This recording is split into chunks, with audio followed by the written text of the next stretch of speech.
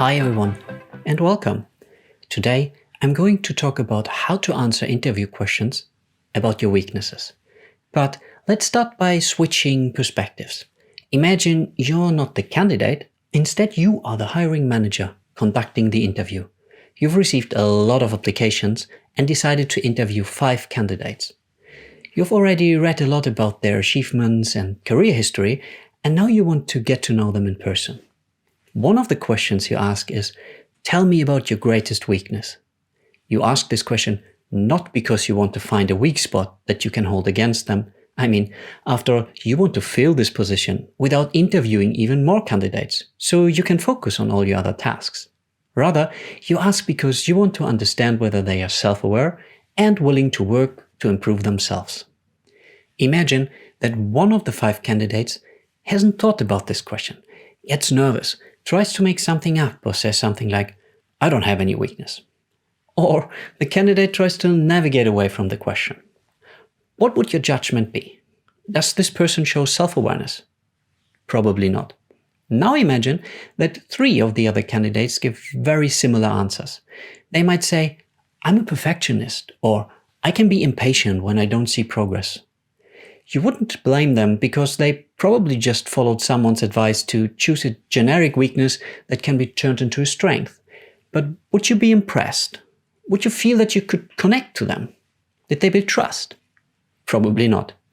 Now imagine the 5th candidate tells you about a real weakness. It's not one that would make it difficult for them to do the job, but it's still something genuine.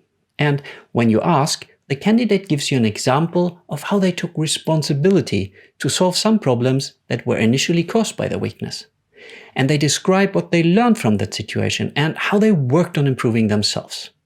So this person gives an honest answer to an uncomfortable question, shows self-awareness, and demonstrates self-improvement.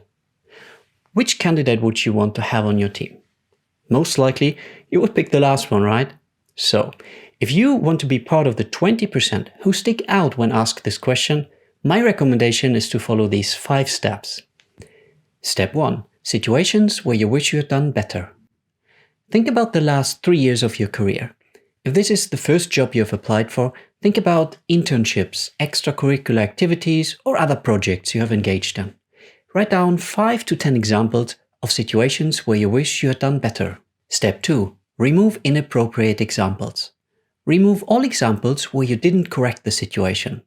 Remove even those where the negative impact would have been large if you hadn't corrected it. You should always tell the truth in an interview, but you should also choose examples that put you in the best possible light. Step 3. Identify patterns that cause these situations. These could be technical or soft skills that can be improved, a lack of experience, or character traits. List these things, but skip what is not coachable. Step 4. Pick those with the lowest job impact. Go through the items on your list of improvement areas and sort them in the order of the lowest potential impact on the job. For example, suppose one of the job responsibilities is representing the company at conventions. In that case, you might not want to have difficulty talking to new people high on the list. However, if you applied for a job as an accountant, this probably would be less of an issue. It's all about picking an area that won't be interpreted as a red flag for the job. Step 5. Demonstrate that you're working on yourself. Are there any situations where you have avoided potential problems caused by your weakness because you learned from previous situations? Are there any self-improvement steps you have taken?